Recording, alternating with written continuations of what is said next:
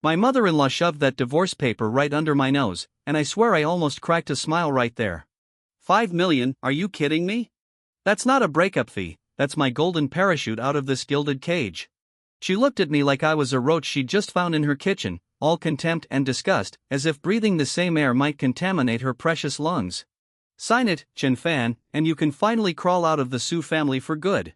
Leon, my dear mother-in-law, slapped the agreement on the table with enough force to rattle the teacups. There's 5 million in here, more than enough for a waste like you to squander for the rest of your useless life.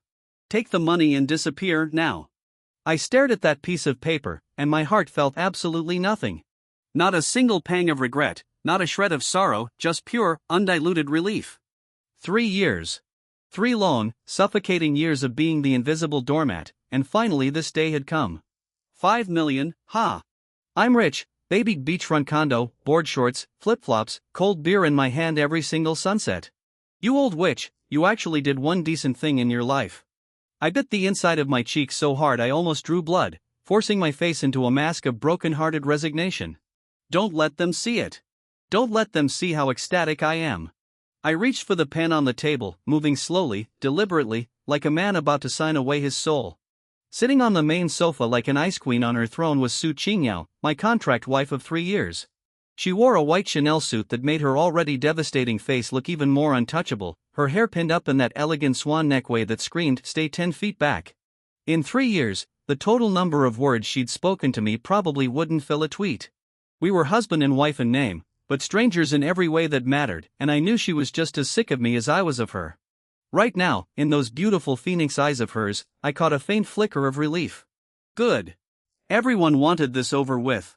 I uncapped the pen, positioned the tip a hair's breadth from the signature line, and thought, goodbye forever, Su family, I'm done serving you. Wait. That cold, clear voice cut through the air like a blade, and my hand froze. Su Qingyao, what the hell? I looked up, blinking in feigned confusion, my inner self screaming, no, no, no, my beachfront condo, my bikini girls, don't do this to me, lady. Her brow furrowed, almost imperceptibly. And a deeply complicated emotion flickered through those eyes, something I couldn't read at all. She couldn't hear my thoughts, could she? No way. Qingyao, what are you waiting for? Leon's voice grew urgent, almost shrill. Let this good-for-nothing sign and get out. Every second he stays, the Su family loses another shred of face. But Su Qingyao ignored her mother completely. Her gaze locked onto me, sharp as a scalpel, as if she was trying to peel back my skin and see straight into my soul. What are you staring at? Never seen a handsome man before? I know I'm good-looking, but that's no reason to call off the divorce. You just want my body, shame on you. Her cheeks seemed to flush, must have been a trick of the light. Definitely the lighting, because there's no way this ice-cold CEO could actually blush. Her lips parted slightly, as if she wanted to say something, but she swallowed the words back, her gaze growing even stranger, shock, doubt, confusion, and a tiny hint of curiosity. What the hell is going on? Hurry up, lady, I've got to get to the bank and open an account. 5 million in a demand deposit, every day of interest counts. Oh, right, isn't the Su Group working on that Starlight New Energy project? I remember from my past life that thing was a complete money pit. Some company called Martin was running a patent scam, and the whole project ended up collapsing, stock price tanked, Su Group nearly went bankrupt. Good thing I'm about to divorce out of here, don't want any part of that mess. Su Qingyao, cold as she is genuinely stunning and sharp as a tack, but still too young, she's about to get burned badly. I kept rambling in my head while shooting her an impatient look, thinking, time is money, my friend. Just as I assumed she was merely hesitating for form's sake, Su Qingyao did something that left everyone in the room utterly stunned. She extended her slender, jade-like fingers, picked up the divorce agreement from the table, and, under the shocked gazes of me and Leon, ripped it clean in two. Then another rip, and 4 pieces, and with a perfectly blank expression. She shredded that paper, the one worth 5 million, no wait, the one worth my beachfront condo, into scraps and casually tossed them into the wastebasket beside her. The entire living room fell into dead silence. I was dumbfounded. Leon was dumbfounded too. What the hell are you doing? My 5 million. My beachfront condo, my bikini girls, my cushy retirement life, you owe me. Su Qingyao, have you lost your mind? Did you forget to take your meds this morning? My inner self was screaming pure chaos, but on the outside I wore a perfect mask of innocent shock, staring at her like a frightened child. Qinyao, what? What are you doing? Why did you tear it up? I stammered, my voice cracking just right. Su Qinyao stood up, looking down at me from her full height, the emotion in her eyes 1,000 times more complex than before. She didn't answer her mother. Instead, she spoke to me, this waste of a husband she hadn't bothered to glance at in 3 years, each word slow and deliberate, the divorce. It's off. And with that, she didn't even spare us another look. She turned on her heels, and the sharp click-clack of her high heels echoed up the stairs as she disappeared from view. All that remained was me and Leon, staring at each other in the living room, utterly lost, our minds scattered to the wind. Leon's face had turned the color of pig liver. She pointed a trembling finger at my nose, opened her mouth to curse, but the words wouldn't come, her own daughter's actions had stolen them right out of her throat. She stood there shaking with suppressed fury, and I, staring at the shredded pieces of paper in the trash can, felt my heart shatter right along with them. Why? Why of all things could it be?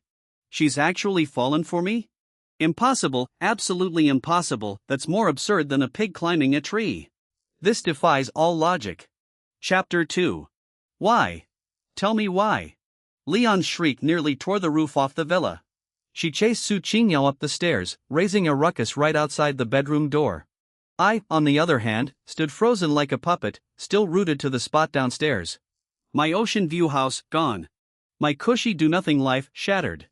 I felt the entire world fade to gray. Something's definitely wrong here. Did I come on too strong? Did she see through my plan to take the money and run and decide to mess with me out of spite? That can't be it, my Oscar-worthy acting skills, there's no way she saw through them. What is this woman really thinking? From upstairs came Su Qingyao's voice, cold, unyielding, brooking no argument. Mom, this is my business. You don't need to get involved. Bottom line, the divorce is off. You've lost your mind. He's a good-for-nothing, a spineless loser. What's the point of keeping him around to embarrass the Su family? I said it's none of your concern. Bang, the massive slam of a door, and the world fell silent. Before long, Leon stormed back downstairs, fuming. The moment she saw me still sitting on the sofa, her anger reignited with a vengeance. What are you looking at, you jinx? You must have fed Qinyao some kind of love potion. She jabbed a finger at my face, cursing up a storm. Let me tell you something, Chen Fan, don't think just because Qinyao won't divorce you, you can sit pretty in our Su family. I have 100 ways to make your life here a living hell. I rose silently, saying nothing, and headed back to my so-called bedroom, a converted storage closet. Ugh. The old witch is the old witch. Menopause hit her hard, she's got some serious firepower, can't be bothered to argue with you. My ocean view house is gone. I don't have the energy. I need to figure something out, I have to get that divorce. What if I cheat on her? Find myself a mistress? No, too expensive. Or maybe I confess to some dirty secrets, say I've been gambling and whoring around? No good either, my face screams trustworthy guy at first glance. Leon watched my pathetic won't fight back, won't talk back demeanor and felt her chest ache with fury. She plopped down onto the sofa, huffing and puffing like a steam engine. I retreated to my little room, lay down on the single bed, and racked my brain for an answer. Meanwhile, inside Su Qingyao's bedroom, she leaned against the door, chest heaving violently. Her face remained icy, but inside a tidal wave was crashing. Just moments ago, at the instant Chen Fan was about to sign the divorce papers, a series of voices that didn't belong to her had flooded into her mind. Those voices, clear, vivid, dripping with insufferable glee. 5 million, huh? I'm rich, so long suckers, Su family, I'm done playing servant here. At first she thought she was hallucinating from stress, but then she heard that remark about the Starlight Project, and the blood in her veins nearly froze solid. Isn't the Su group working on some new energy project called Starlight? I remember in my past life, that project was a bottomless pit. Some company called Martin swindled them with fake patented technology. The project collapsed, Su group stock plummeted, and they almost went bankrupt. Past life, fraud, stock crash, those words slammed into her like hammer blows, each one landing square on her heart. The Starlight Project was something she had championed personally. Her gambit staked on her entire career to push back against the company's old guard and prove herself. It was the battle that would decide everything. She had poured countless hours into it, run the numbers a dozen times over. Every single report indicated that Martin's technology was globally leading with a bright future ahead.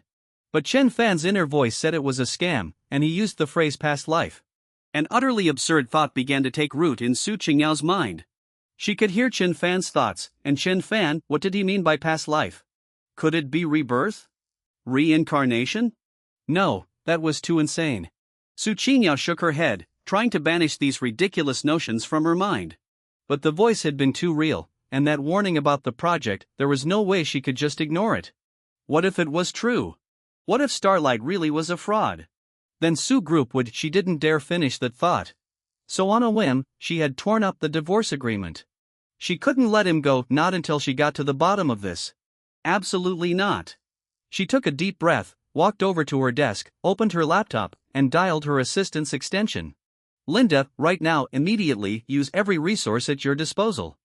I need you to investigate an American new energy company called Martin.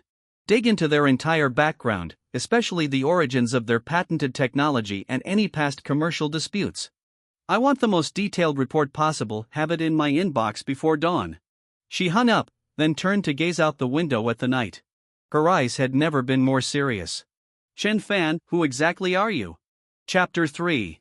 The next morning, Su Group headquarters, top floor conference room. The atmosphere was so heavy you could wring the tension out of it.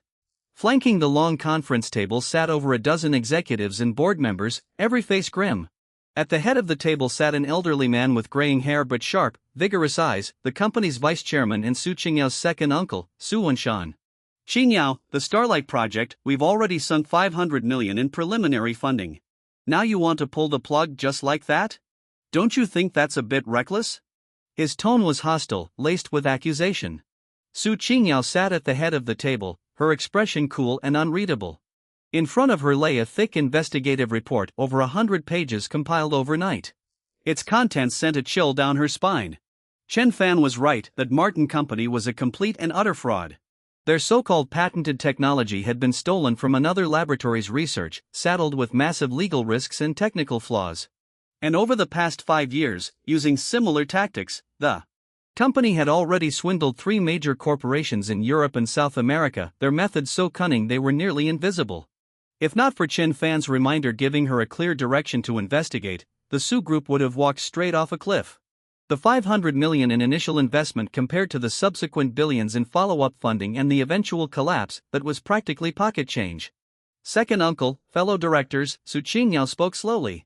Her voice soft yet crisp enough to reach every ear in the room. My decision to terminate our partnership with Martin Corporation was not made lightly.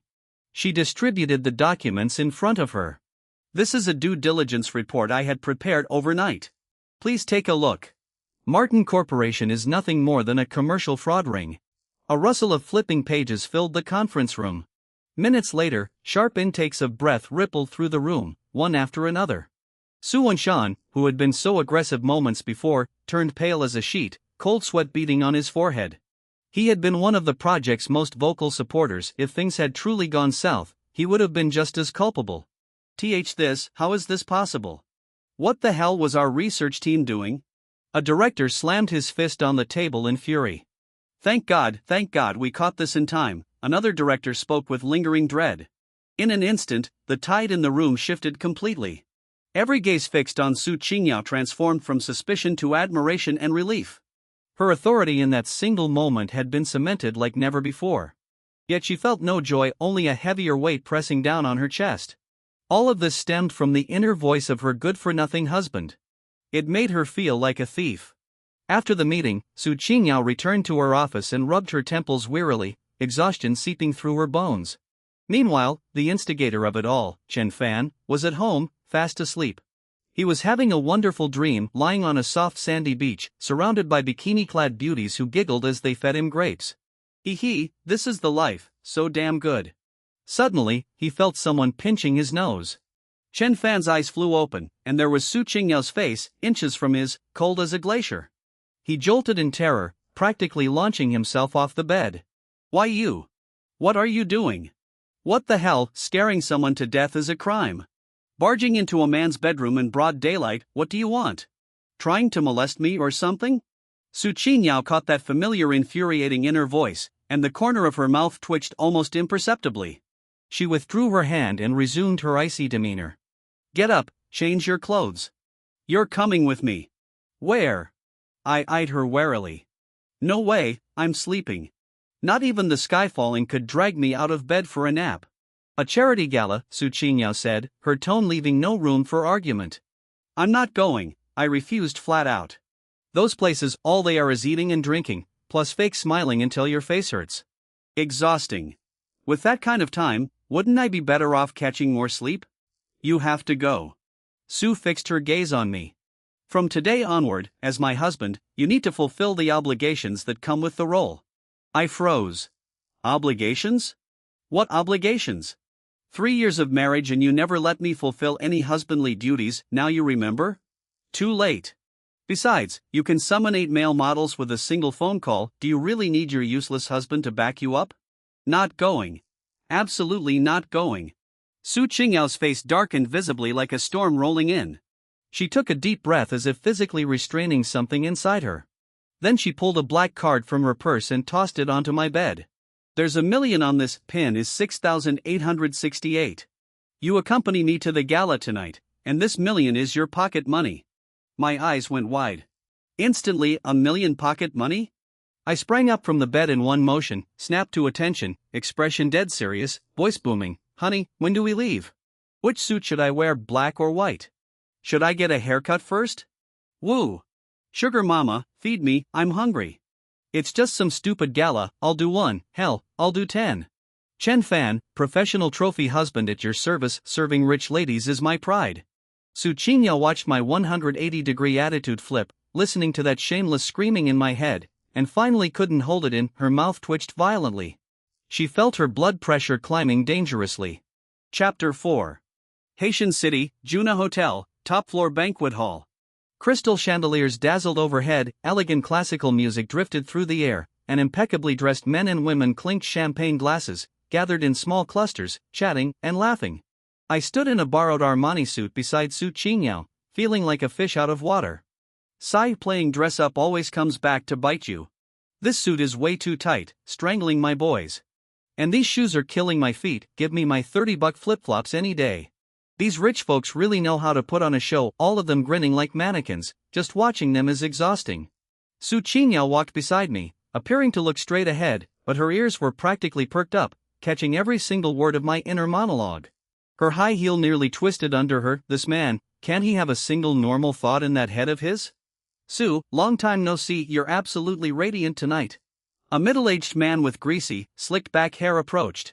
Wineglass in hand, his gaze roaming over Su Qingyao without the slightest pretense, greed barely concealed in his eyes. Su Qingyao's brow furrowed, she shifted subtly closer to me. President Wang, hello. Her tone was ice. Oh, so this is the legendary nouveau riche, President Wang. Heard he made his fortune off demolition compensation, no class, just a taste for starlets. Look at that lecherous stare, practically drooling, disgusting. Qingyao, honey, freeze him dead with your icy glare. President Wang's gaze landed on me, laced with contempt and scrutiny. And this is my husband, Chen Fan, Su Qingyao introduced me flatly. Oh, Wang dragged the syllable out, the sneer on his face deepening. So this is the famous live-in son-in-law of the Su family. I've heard so much about you, what an honor, he said honor, but the hand he extended was utterly perfunctory, his eyes screaming, so you're that useless loser. Pure disdain. What could I do? I just flashed a sheepish simpleton grin. Yep, that's me, the useless one. You're absolutely right. It's not like I haven't been looked down on before, I'm used to it by now. As long as I don't have any shame, it's everyone else who ends up embarrassed. Su Qingyao listened to his inner thoughts, and a strange pang of discomfort settled in her chest. This man, didn't he know how to get angry at all? Just then, a sultry woman in a fiery red evening gown sauntered over, looping her arm intimately through Boss Wang's, her voice dripping like honey. Boss Wang, I've been waiting for you for ages. My eyes lit up. Ho, isn't that up-and-coming little starlet Li Fei? Heard she just snagged a Best Newcomer award, too bad, pretty face, terrible taste, hitching her wagon to this greasy nouveau riche. Though that dress of hers, that slit goes pretty high up, phew, now those are some legs. Qingyao felt her temples start to throb. Without a word, she reached out and pinched the soft flesh at my waist, hard. Hiss, I sucked in a sharp breath through my teeth, wincing as I turned to glare at her. Attempted murder of a husband. Su shot me a look that clearly said, keep staring and I'll kill you. At that moment, the ballroom lights dimmed. The host stepped onto the stage and announced that the charity auction was officially underway. The first item up for bid was an ancient calligraphy scroll. I gave it a once-over, then curled my lip. Fake, Qing Dynasty reproduction at best, worth maybe 8 to 10,000. They're just fishing for fools with this one. Su Qingyao heard every word, her expression betraying nothing. Sure enough, the painting was snapped up by some clueless rich sucker for 500,000. Item 2, Item 3, I spent the entire time roasting everything in my head. From the quality of the jewelry to the dating of the antiques, tearing each piece apart with ruthless precision. The more Su Qingyao heard, the more shaken she became, because she realized that Chen Fan's judgments were exactly identical to the private assessments made by the professional appraisers she had hired. Just what else did this man know? Then the host's voice rang out, our next item is something truly special. It was donated by the commercial titan of Haitian City, the chairman of Tianlong Group, Mr. Xiao Tianlong, the priority development rights to a plot of land in the Western District. The moment the name Xiao Tianlong left his lips, a ripple of hushed gasps swept through the crowd. I looked up, speak of the devil. So this Xiao Tianlong is one of the masterminds behind that Starlight project, tried to screw over my Qingyao wife, failed, and now he's back to stir up more trouble. A tall, imposing man strode onto the stage, taking the microphone from the host. He was handsome, but his eyes carried a sharp predatory intensity, like a hawk eyeing its prey. It made your skin crawl. That was Xiao Tianlong. Ladies and gentlemen, Xiao Tianlong swept his gaze across the room. His eyes finally settling on Su Qingyao with a hint of amusement. This land in the Western District, everyone knows it, remote location, absolutely worthless. I'm putting it up today because I want to see which of you has the guts to breathe life into it. His words were about the land on the surface, but everyone understood the real message. It was a provocation. Everyone knew that the Su Group was under severe financial strain lately, and Xiao Tianlong's Tianlong Group had been circling like a vulture, waiting to strike. This was a power play, a direct slap to Su Qingyao's face. Every gaze in the room snapped to Su Qingyao. I saw her knuckles go white from the pressure of her grip. What an idiot! My inner voice chose the worst possible moment to chime in. This Xiao Tianlong is a textbook case of someone too clever for his own good. He thinks the Western District is worthless. He has no idea that next month the city government is about to announce a new urban development plan. They're building the new high-tech industrial zone out there, and they're running a subway line straight through it. Whoever gets that land now just picked up a goose that lays golden eggs. This fool is so busy patting himself on the back, auctioning it off to humiliate Su Qingyao. He's basically handing our wife a once-in-a-lifetime fortune on a silver platter. Qingyao, my love, bid on it. Even if it costs us everything we own, bid. This is our only chance to turn things around. Crush him, show him that you don't mess with a man who's broke. No wait, you don't mess with a wife who's got a cheat code. Su Qingyao's body gave a barely perceptible shudder. She whipped her head around to look at me. In those cold phoenix-shaped eyes, a flame was now burning, something unprecedented, something blazing hot. Chapter 5. Starting bid 1 million. Xiao Tianlong's voice rang through the ballroom, laced with a contemptuous smile. Silence. Everyone stared at the man on stage like he'd lost his mind. Who in their right mind would spend money on a plot of land everyone knew was worthless? Who was that desperate? This was obviously a trap set by Xiao Tianlong. Whoever raised their paddle would become the biggest laughingstock in Haitian City's business circles. 1 million going once, 1 million going twice. The host's voice echoed through the cavernous hall, sounding almost awkward in the emptiness. Xiao Tianlong's gaze never left Su Qingyao. The smile at the corner of his mouth only grew wider. He wanted to watch her squirm in front of everyone. Su Qingyao's hand clenched around her clutch purse, her nails nearly digging into her own palm. Bid wife, just raise the paddle. What are you hesitating for? Strike while the iron's hot. Trust your husband's professional judgment. I'm a transmigrator. I've got a freaking cheat eye. Hurry, if you don't bid now, the host is about to slam that gavel. My inner voice roared through Su Qingyao's mind like a high-powered engine at full throttle. She drew in a deep breath. Just as the host was about to call out going 3 times, she slowly raised her bidding paddle. 10 million. The cool, clear voice wasn't loud, but it landed like a thunderclap in the silent ballroom. Over 100 pairs of eyes snapped towards Su Qingyao in unison: shock, confusion, derision, pity. Everyone thought she had lost her mind. A worthless piece of land that couldn't even fetch a starting bid of 1 million, and she was jumping straight to 10. Had Xiao Tianlong's provocation driven her completely over the edge? Ha ha. Xiao Tianlong burst into applause from the stage, his laughter dripping with smug mockery. President Su certainly has nerve, admirable, truly admirable. He looked at her the way one might look at a gambler who, in a fit of spite, had just bet everything and lost. Leon's face had gone completely pale. If she had been there, she probably would have fainted on the spot. Beautifully done, wife, that's the energy. Scare them off with the price first. But isn't 10 million a bit steep? Whatever, steep or not, compared to the future returns, it's pocket change. Sue caught his inner voice and steadied herself just a little. Any further bids? The auctioneer blinked, then recovered and called out loudly. Silence fell across the entire hall. Who in their right mind would fight a madman over a worthless scrap of land? 10 million going once, 10 million going twice. Just as everyone was convinced Su Qingyao was about to be stuck holding the bag, a lazy voice drifted up from the back rows. 20 million.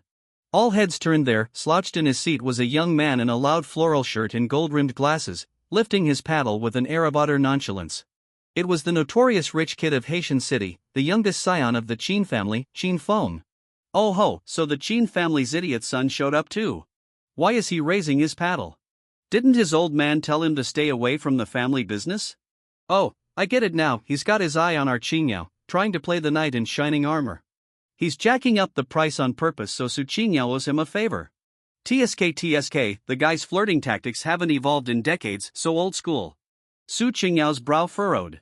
Xiao Tianlong meanwhile wore the expression of a man enjoying the show. 30 million. Su Qingyao raised her paddle again without hesitation. 40 million.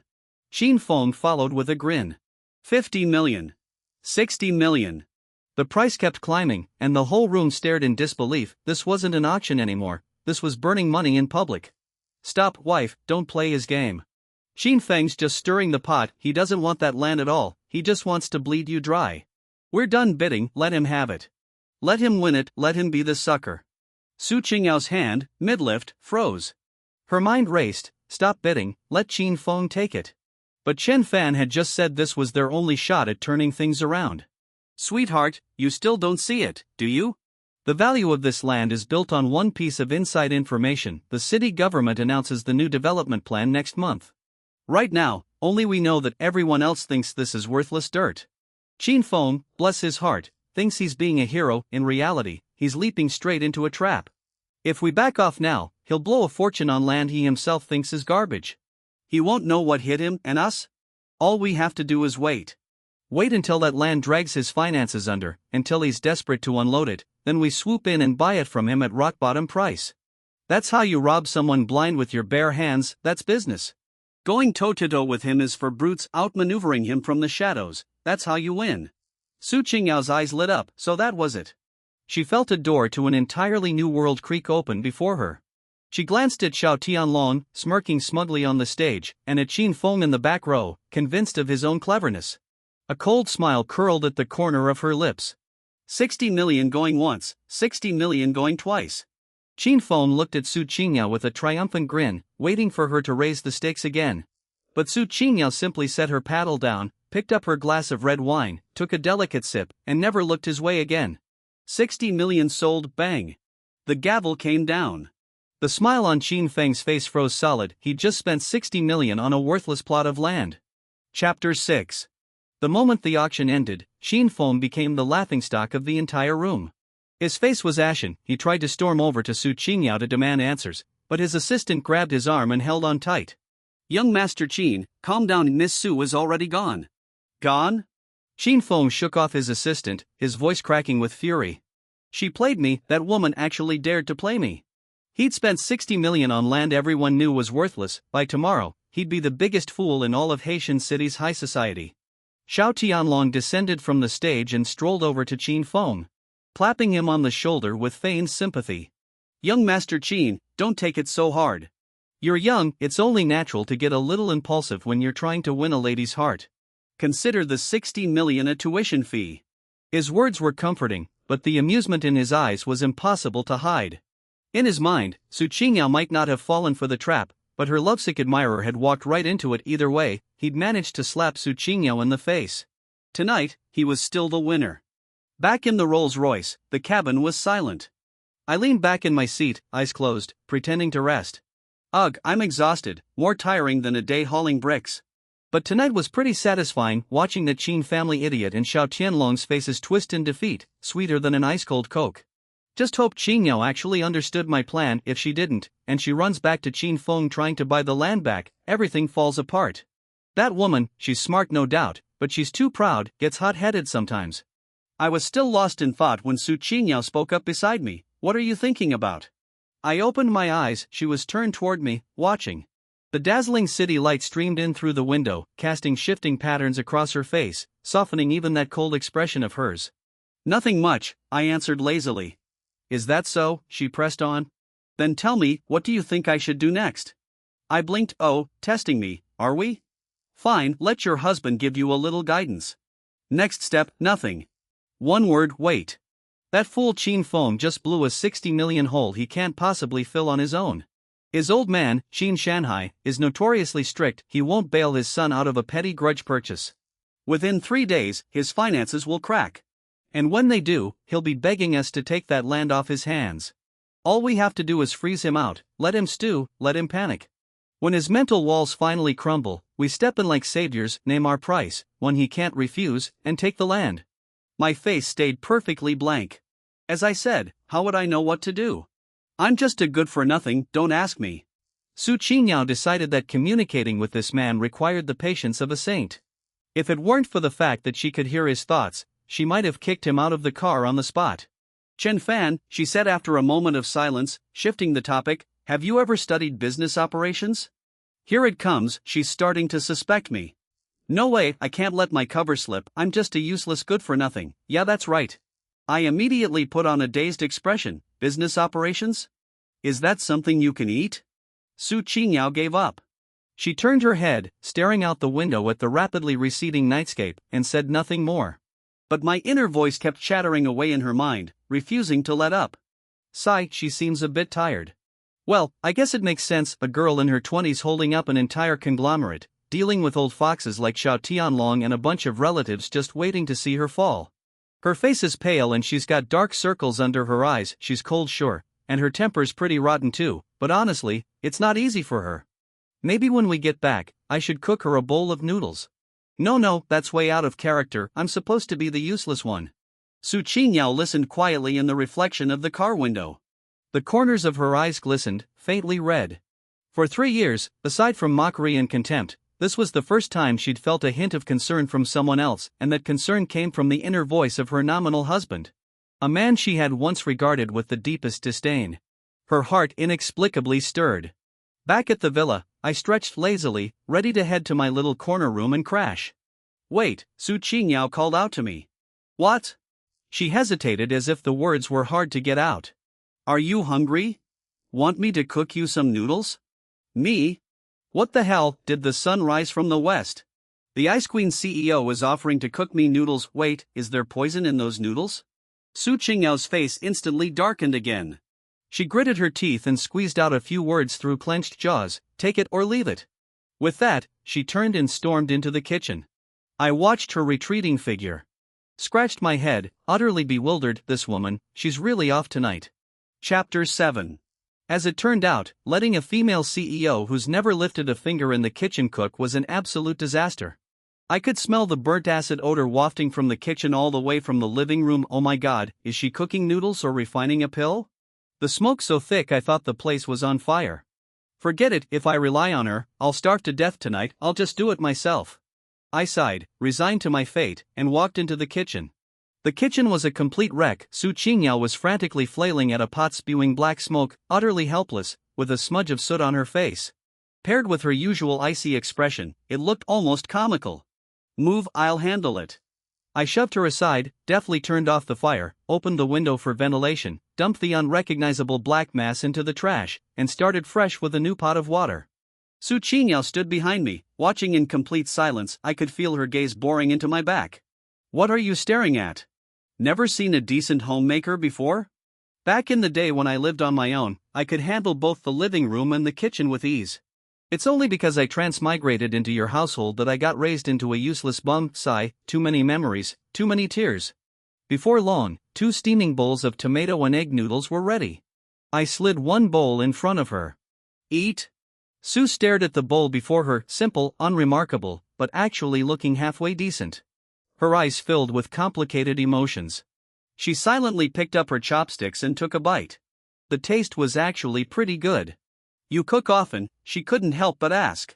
"Sort of, when you live alone, you've got to know a thing or two," I answered vaguely, burying my head in my bowl and slurping away. "If I don't cook, what do I eat? The empty promises you feed me? Just eat up already so I can go to sleep." Su Qingyao's movements paused for a moment, but she said nothing more. A midnight snack consumed in a strange awkward silence came to an end. The next day, I didn't drag myself out of bed until the sun was high in the sky. When I came downstairs, Leon was sitting in the living room watching TV. The moment she saw me, her face twisted into a mask of pure contempt. "Ha, a waste is a waste. All you do is eat and sleep. I don't know what Qingyao sees in you, refusing to divorce you." I couldn't be bothered to deal with her, heading straight for the kitchen to find something to eat. Old witch at it again with her curses. "If I told you that your daughter's entire business strategy was all my idea, you'd probably drop to your knees and kowtow to me on the spot." In the living room, Leon's remote control clattered to the floor with a sharp crack. She whipped her head around, staring at me with wide, unblinking eyes, her gaze filled with shock and uncertainty. I looked back at her, completely baffled, holding a piece of bread as I walked out. "You! What did you just say?" Leon's voice trembled. "Ha?" I put on an innocent face. "I didn't say anything." "You did." Leon shot up from her seat, agitated. "You said Qingyao's business secrets were all your ideas." My heart skipped a beat. What the hell, what's going on? What's gotten into the old witch?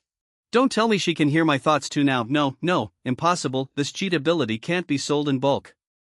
She's definitely bluffing. I kept my composure and shook my head. "Mom, you must have misheard, I didn't say anything. I'm heading back upstairs." With that, I quickly retreated to my room. Leon stood frozen in place, her face shifting between shades of pale and green. That voice just now, it was too clear, as if it had echoed directly inside her skull. But how could Qin Fan, that useless fool, possibly understand anything about business secrets? It must be a hallucination, yes. That's it, she'd been under too much stress lately, and her mind was playing tricks on her. Leon tried to reassure herself, but the seed of doubt had already been quietly planted. The next 2 days passed without incident. Su Qingyao left early and returned late every day, buried in company affairs. As for me, I enjoyed my leisure, sleeping and eating my days away, occasionally offering Su Qingyao long-distance guidance on her work from within my own head. That Vice President Wang's proposal is garbage, all fake data, just trying to scam funding. That project south of the city is worth investing in, high returns. Tell the legal department to get ready, Xiao Tianlong's about to crack, prepare to acquire his company. In the company, Su Qingyao was a force of nature, decisive, razor-sharp, and seemingly blessed by the gods themselves. Every senior executive looked at her with nothing short of total admiration. But only she knew the truth, her so-called divine blessing was the useless husband lying at home picking his toes. On the evening of the third day, Su Qingyao's phone finally rang. It was Qin Feng's assistant, President Su. "Our young master would like to meet with you to discuss the land west of the city." The assistant's voice was soaked in humiliation and helplessness. A victorious smile curled at the corner of Su Qingyao's lips. She glanced at me. Sitting on the sofa nearby, watching TV. "Everything is going exactly as you planned, isn't it, my dear husband?" Chapter 8. In a private room of an upscale club, I met Qin Feng. A few days apart had done a number on him. The one-spirited young master of the Qin family now looked like a beaten rooster, dark bags under his eyes, hair a complete mess, all traces of that night's arrogance utterly gone. President Su, the moment he spotted her, he forced a smile that looked worse than a cry. "You're here." His gaze swept over me, carrying a hint of venom. "Oh, if it isn't young Master Chen, a few days gone and you've fallen this far. What are you looking at me for? It's not like I told you to be the fool who paid the bill. You wanted to show off and chase skirts. Got burned instead, serves you right." Su Qingyao pinched my waist, not hard, but firm enough to tell me to behave. She sat down, cutting straight to the point. "Young Master Qin, what do you need from me?" "Out with it." Qin Feng's face flushed red, then went pale. He struggled for a long moment before squeezing out the words through gritted teeth. "President Su, that land west of the city, are you still interested?" "Oh?" Su Qingyao feigned surprise. "Isn't that the prized piece you won for 60 million at auction? What, already looking to flip it so soon?" Qin Feng's face turned the color of pig liver. these past few days trying to plug the 60 million yuan hole. He had begged everyone he knew, grandfathers, grandmothers, every single person he could borrow from, and still came up short. When his father Qin Shanhai found out, he flew into a thunderous rage, froze every one of his cards, and threatened to disown him outright. This land had become a scorching hot potato burning through his money every single day. He was on the verge of losing his mind. President Su, please don't joke around. His voice cracked with desperation. I was wrong that night. I was possessed by some devil. I'm begging you, please have mercy, take this land off my hands. The price is negotiable. Su Qingyao picked up her teacup, blew gently on the steam, and said nothing. Here we go, time for the main event. Wife, don't soften up, crush him on the price. He paid 60 million for it, let's give him 600,000. No, 300,000. Tell him this land is a piece of junk, that taking it off his hands is a loss for us. And we're only doing it out of respect for the relationship between our families. Yeah, exactly, gaslight him, make him think we're his saviors. Su Qingyao set the cup down and spoke calmly. Young Master Qin, you know as well as I do that the Su group is a little tight on cash right now. To be honest, I'm not really interested in that land. The day I raised my paddle, it was purely out of spite toward Xiao Tianlong. Qin Feng's face went deathly pale in an instant. But Su Qingyao shifted her tone. Given the long-standing friendship between my father and yours, watching you lose everything over this, it would weigh on my conscience. A flicker of hope reignited in Qin Feng's eyes. Here's what I'll do. Su Qingyao raised 3 fingers. 3 million, I'll take this problem off your hands. What do you say? 3 million? Qin Feng's eyes nearly bulged out of his skull. He had paid 60 million, Su Qingyao was offering 3, this was worse than robbery. If young Master Qin isn't willing, then forget it. Su Qingyao made as if to stand. Pretend I said nothing. Wait. Qin Feng grabbed at her arm, his face crumpling like a child about to cry. President Su, 3 million, that's too little, just add a little more. 5 million, please. Don't agree, not a single cent more. 3 million, take it or leave it. Teach him how the real world works. Su Qingyao pulled her hand back. Staring at him coldly, young Master Qin, my time is precious. 3 million, yes or no? Qin Feng looked into her eyes, unyielding, absolute, and felt every last defense inside him crumble as if all the strength had been drained from his body. He collapsed onto the sofa, closed his eyes in despair, and whispered, deal. Walking out of the club, I felt like I was striding on air. Ah, this is amazing, absolutely amazing. 3 million for land worth billions in the future, this is faster than printing money. Wife, don't you think your husband is a genius right now? Aren't you falling in love with me? Su Qingyao was walking ahead when she heard my inner voice, her step faltered and she nearly stumbled. She caught herself. Then turned and shot me a vicious glare. This man, can't he be serious for even 1 second? But just as we thought victory was ours, a black Bentley pulled up silently in front of us. The door opened, Xiao Tianlong stepped out, a strange smile playing on his lips, and in his hand he held a document. President Su, congratulations, you snapped up that land west of the city in record time. He clapped his hands slowly. Su Qingyao's expression darkened. Xiao Tianlong, what do you mean? Nothing much. Xiao Tianlong waved the file in his hand, grinning. Just wanted to share some unfortunate news, the city government's plan has changed. The new high-tech zone, it's not being built in the west anymore. What? Su Qingyao's face shifted dramatically. Impossible. My heart jolted too, I clearly remember it was the west, how could it change? Xiao Tianlong watched our stunned expressions and grinned even wider. And that's not all, I just got word that the Su Group is under investigation for financial fraud. The CSRC has already opened a case. President Su, your stock price is going to be in freefall tomorrow. He tossed the document at Su Qingyao's feet, it was a photocopy of the CSRC investigation notice. Su Qingyao, you thought you'd won, how naive. He leaned in close to her ear, his voice low enough for only the two of them to hear. You're still too green to play against me, soon your company, everything you have, will be mine. With a loud laugh, he turned and strode away. Su Qingyao stood frozen in place, her entire body ice cold as if she had been plunged into a frozen abyss. The plan had changed, the company was under investigation, this was a trap set by Xiao Tianlong, a killing move designed specifically for her. Starting from that auction. Chapter 9. Su Group in a single night found itself battered by the storm. The news of financial fraud and CSRC investigation spread like a virus.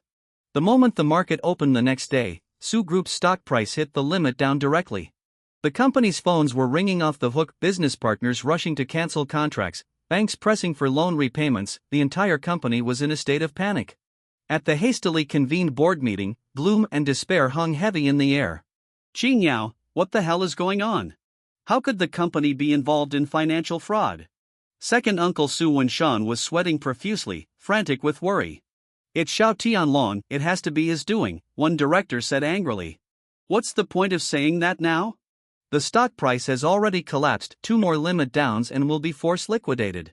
Su Qingyao sat at the head of the table, her face pale, her lips pressed tightly together. She hadn't slept all night, she had pulled every string she could to dig up information, and what she found filled her with despair. Xiao Tianlong had come prepared this time. He had bribed a senior executive in the company's finance department, forged the accounts, and then carefully submitted the evidence to the CSRC. This was a dead end unless she could produce evidence proving the accounts were forged and find the bribed executive. But that person had already fled with the money, vanished without a trace. I sat in the corner of the meeting room like an invisible man. But in my heart, I knew better than anyone. This is bad, this is really bad. This Xiao Tianlong is more ruthless than I thought and smarter too. He first used the land in the west of the city as bait to keep me and Su Qingyao focused on that, even using Qin Feng as a stepping stone, making us think we'd gotten a huge bargain, but his real killing blow was this financial attack. Cutting the ground from under our feet. He knew Su Group's cash flow was already strained. One more hit like this, and no one, not even a god, could save it. What a move, feinting east while attacking west, hiding the sky and crossing the sea. I underestimated these natives of this world. So what now? That finance executive fled. Dead men tell no tales, unless a crazy plan began to take shape in my mind. Unless we can find an external ally stronger than him, someone who can force the CSRC to re-examine the case, someone who can make even Xiao Tianlong tremble. Haitian City, who has that kind of power? Huang Group, yes, that top domestic tech giant, Huang Group's chairman Ma Huayun. I remember reading a report in my past life. Ma's only daughter has a rare blood disease. He's consulted famous doctors everywhere, but none could help. And I happen to know a folk remedy passed down through my family specifically for treating such difficult diseases. If I can cure his daughter's illness, then never mind a mere Xiao Tianlong, even 10 Xiao Tianlongs, Ma Huayun could crush with a flick of his finger. But how do I even get close to Ma Huayun with my worthless live-in son-in-law status? I can't even get through the gates of Huang Group, and would Su Qingyao even believe me? Me knowing medicine, that's even more absurd than me knowing business operations. In the meeting room, the arguments grew more intense by the second. Su Qingyao's head was pounding from the noise. She felt like she was about to break. Just as she was on the verge of despair, my inner voice, like a beam of light, pierced through the darkness of her heart. Huang Group, Ma Huayun's daughter, a cure. Her mind raced. A bold, almost absurd idea surfaced in her thoughts.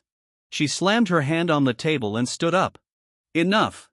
The cold, clear command silenced the entire meeting room in an instant. Everyone stared at her in shock. Su Qingyao's gaze swept across the crowd and landed directly on me in the corner. She took a deep breath and in a tone that brooked no argument, tinged with a hint of madness, she said, "We're going right now to see Ma Huayun, the chairman of Huang Group." What? Go see Ma Huayun? Qingyao, have you lost your mind? We have nothing to do with Huang, why would he help us? Yeah, someone at his level, we can't even get an audience with him. Against all the doubt, Su Qingyao's eyes burned with unwavering determination. She looked at me and spoke each word slowly, deliberately, "Because we have something he can't refuse, Chen Fan, he can cure Ma Huayun's daughter." Boom! It was as if an atomic bomb had been dropped in the middle of the meeting room. Every pair of eyes in the room locked onto me like I was some kind of freak. And I was completely petrified. The sunflower seeds in my hands slipped from my fingers and clattered to the floor. What the hell? How does she know? How does she know I can practice medicine? How does she know about Ma Huayun's daughter's illness? Could it be? A ridiculous, terrifying yet seemingly only possible explanation surged up from the depths of my mind. Can she hear my inner voice? My eyes locked onto Su Qingyao, staring at her with unblinking intensity. Our eyes met. In her gaze, I saw a flicker of nervousness, a flash of resolve, and a hint of silent confirmation. It's over, I'm screwed, this woman has stripped me bare, every last secret I had. Chapter 10. The moment we left the meeting room, Su Qingyao dragged me straight into her office. The door slammed shut with a bang, and she locked it behind us. The office was dead silent. I looked at her, she looked at me, neither of us spoke first. The tension was so thick you could cut it with a knife, awkward enough to dig a 3-bedroom apartment out of the floor with your toes. Time to come clean, no more pretending. Damn it, I had Oscar-worthy acting skills, and this woman with her cheats just broke right through them. How humiliating. When did she start hearing me? From the day of the divorce, or even earlier? Then all those times I called her an old witch in my head and imagined her in a bikini, she heard all of that. The thought made my face flush bright red in an instant. Su Qingyao saw me blushing, and with my chaotic inner voice blaring in her ears, her own cheeks couldn't help but redden slightly, but she quickly regained her icy composure. Ahem, she cleared her throat, breaking the silence first. When did you figure it out? I forced the words out, my voice dry and rough. From the day you started preparing to sign the divorce papers, Su Qingyao answered with complete honesty. I knew it. I could feel my heart bleeding out, my 5 million, my ocean view apartment, all of it gone because of this cheat code of a woman. So, Starlight, the land in the west of the city, you got all of that? Yes. Su Qingyao nodded. All of it, following your lead. I collapsed onto the sofa, utterly drained, feeling like a clown stripped naked and thrown out onto the street. Secrets are a man's last pair of underwear, and right now mine had just been yanked off. I looked at her, my gaze complicated. You used me. That wasn't a question, it was a statement. Su Qingyao's body stiffened. She looked away from me, turning her gaze toward the window. Yes, she admitted it. I had no other choice. So, what's your plan now? I laughed bitterly at myself. Keep treating me like your mind-reading machine, your corporate cheat code? Su Qingyao turned back to face me, and for the first time I saw genuine apology and conflict in her eyes. Chen Fan, I'm sorry. That was the first time she'd ever said sorry to me.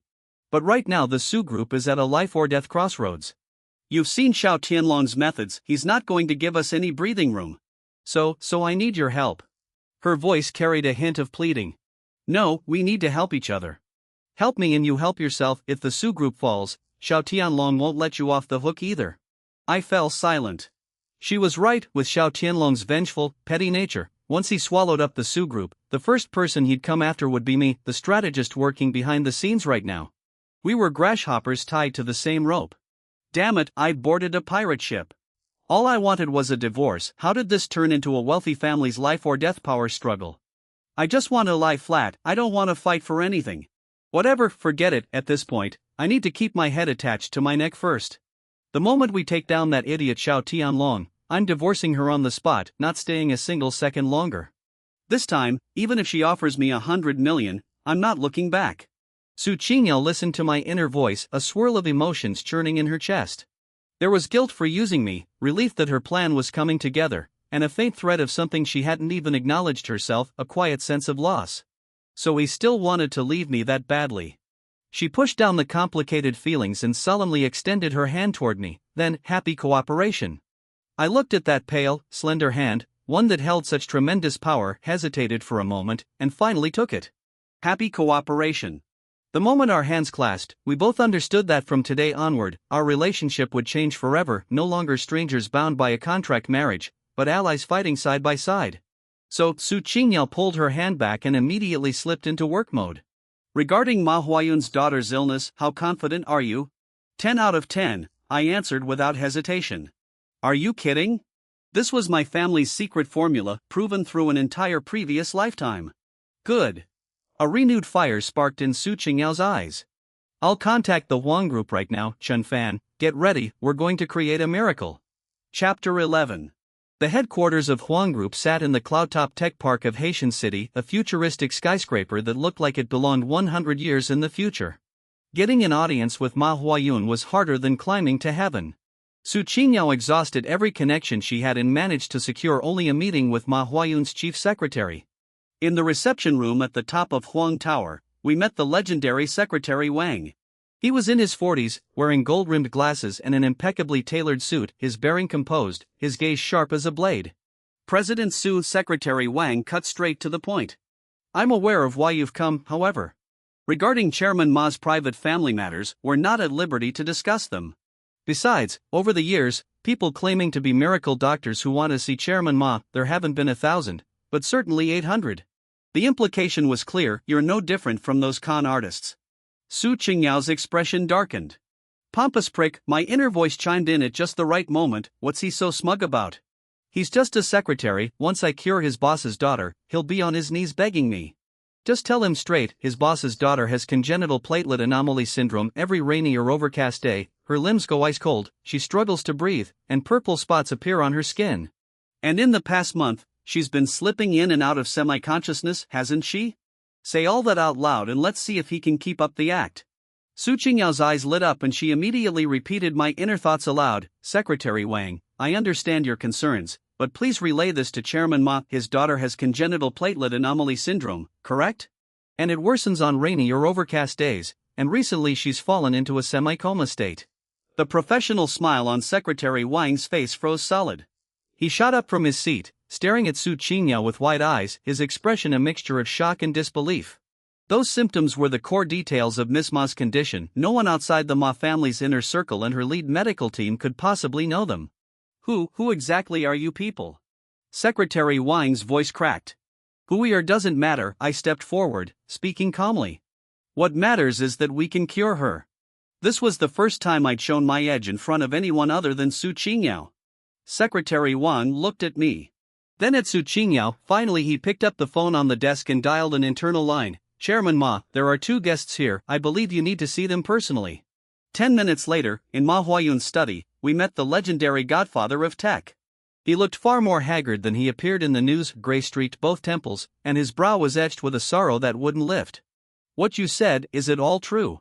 Ma's voice was hoarse, his eyes carrying a desperate flicker of hope. Chairman Ma, whether it's true or not, one test will tell. I pulled a pre-prepared medicine packet from my bag. This is a prescription, simmer it on low heat for 3 hours, then give it to your daughter. 3 hours after she takes it, she'll wake up. Ma Huayun stared at me as if trying to read something hidden in my face. Finally he gave a slight nod to Secretary Wang beside him. Secretary Wang took the medicine packet and hurried away. The long wait began. In the study, the 3 of us said nothing. The atmosphere was suffocating, heavy enough to crush a person. 2 hours and 50 minutes later, the study door was flung open, and a middle-aged female doctor burst in. Her voice trembling with excitement. Chairman Ma, the young miss, she's awake. Her temperature is back to normal, her platelet count is rising too. A miracle, this is a medical miracle. Bang! Ma Huayun stood frozen as if struck by lightning. The next second, this man who stood at the pinnacle of technology, his eyes instantly turned red. He spun around and looked at me, the young man he had only half believed moments ago. Then he did something that left even Su Qingyao utterly stunned. He bowed deeply, deeply to me. Sir, words cannot express my gratitude. From this day forward, you are the most honored friend of Ma Huayun and of the entire Huang Group. 3 days later, Su Corporation stock price miraculously stopped falling and began to rise, hitting the daily limit for 3 consecutive days. A bombshell announcement detonated across the business. Circles of Haitian City, Huang Group announced a strategic partnership worth tens of billions with Su Corporation, jointly developing the Smart City project. At the same time, another piece of news quietly spread. Xiao Tianlong, chairman of Tianlong Group, was formally arrested by the police on multiple charges including market manipulation, commercial defamation, and financial fraud. Tianlong Group stock price collapsed, and the company faced bankruptcy liquidation. The sky over Haitian City had changed. Everyone knew that Su Corporation had not only survived but had risen from the ashes, soaring to new heights. And the once arrogant Xiao Tianlong had completely fallen, reduced to a prisoner.